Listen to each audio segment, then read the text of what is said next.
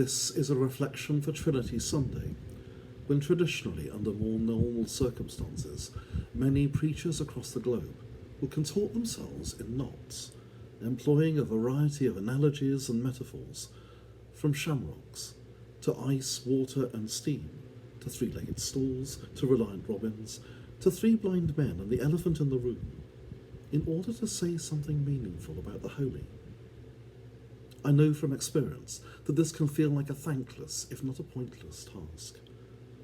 There is at least one elephant in the room here, which we need to address at the outset.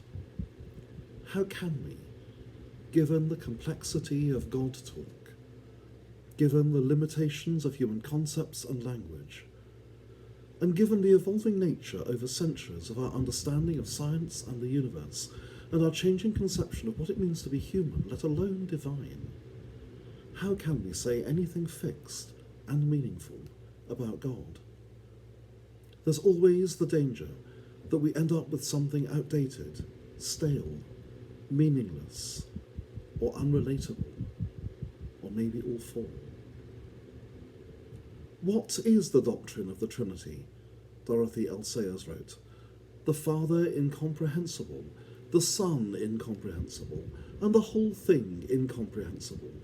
Something put in by theologians to make it more difficult. Nothing to do with daily life or ethics."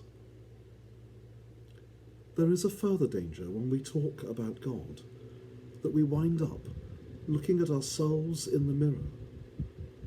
A long time ago, Xenophanes wrote, "If horses had gods, they would look like horses." There is a further danger that we drive ourselves demented when we talk about God. As Martin Luther said, to try and explain the Trinity is to risk our sanity. I therefore have some sympathy with Bishop J.A.T. Robinson, who said during the Honest to God debates in the 60s, "I was once asked a question after one of my talks, how would you teach a child a doctrine of the Trinity?" It was one of the easiest questions I've ever received.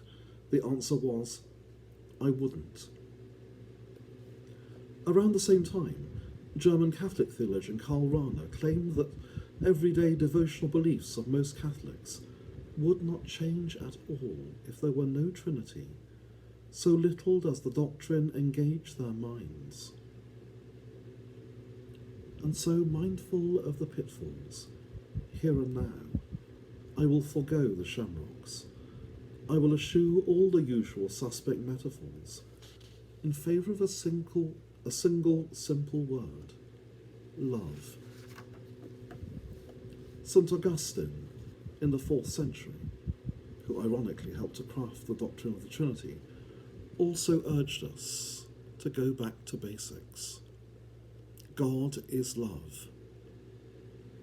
So, if by historical precedent or tradition we still feel that we must make our conception of God threefold, then Augustine would have us think of God as lover, beloved, and love itself. Desmond Tutu expresses the same idea in more modern terms, writing that it is wonderful that our tradition speaks of God as a fellowship, a community. May we learn to set aside our preoccupations with seeking precise definitions of the holy, and instead get on with the business of God as a verb, with loving, with living in community.